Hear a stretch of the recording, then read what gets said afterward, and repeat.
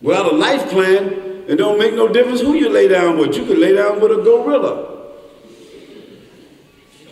You know, people is making all kind of new type families today. They call it nuclear families. You know, all families used to be like he, she. Now they making he, and she. Used to be like Adam and Eve. Everybody understood Adam and Eve. Now it's Adam and Steve. You know, for me, I don't want to get into the moral question. You know, because today, if you start questioning the moral issues, all of a sudden you become like homophobic. They don't come up with some new word now. Homophobic, because you question the morality of issues. Okay, I say, look, forget it. 14 states have made it a law, all right. It's our country, you gotta follow the law, right? I don't have to do what they do, but I gotta recognize everybody have a right to do what they wanna do. All right. So, you know, I'm thinking about this here. I'm thinking, okay, if Adam and Steve get married, and Barbara and Betty get married, I'm wondering how they gonna get pregnant. Oh, I know. Adam and Steve, what they gonna do is, they're gonna take their sperm and they're gonna give it to a girl. And she's gonna become, what they call that? She's gonna become a surrogate. So that means they give her like $5,000 or $10,000 and make a contract with her, a civil contract. So she carries the baby of either Adam or Steve.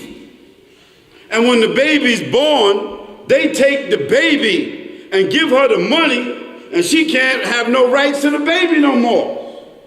Now Adam and Steve is gonna be like, they're gonna be like, you know, they a couple, and they are a happy couple coming home from the hospital with their baby.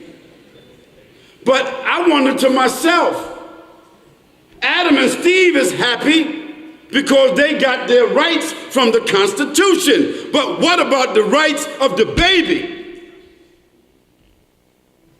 When the baby grows up, isn't it natural for a baby to ask or to look for their mother and father? If they're going to school with other children, what they say, come to my house and visit my dad and dad. And what about Betty and Barbara? How they gonna get pregnant? I mean, look, I'm not hating on nobody, so I don't want nobody to be saying the Sheikh is hating. We just talking, right? This is a university, we can talk, it's America, right? Mr. Obama's in the White House, right? So we just talking. So Barbara and Betty, they get pregnant. How they gonna get pregnant? Barbara and Betty ain't got no sperm. They might have a perm. So how they gonna get pregnant? Oh yeah, I know. They gonna buy some sperm off the internet. And the mailman is gonna deliver it. UPS or GPS gonna deliver it. Then, you know, I don't have to get graphic, but y'all know what I'm saying. So they gonna inject it. So Barbara and Betty, one of them gonna get pregnant. And they're gonna be happy, they're gonna have a baby. But the issue is, when that baby is born, don't the baby got rights? It should.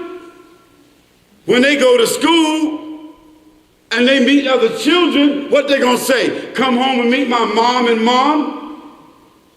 And so when the little boy that Adam and Steve have and the little girl that Betty and Barbara have, when they meet each other, let's say their names is like Johnny and Jilly. That sounds silly? So they meet each other. And maybe they like each other. But the lifestyle they come from, maybe their parents don't prefer that. So the parents tell Johnny that he needs to meet Jackie. Johnny meet Jack. And Jilly, she meet Jane. And so if that projection continues for 20 generations, guess what it guarantees?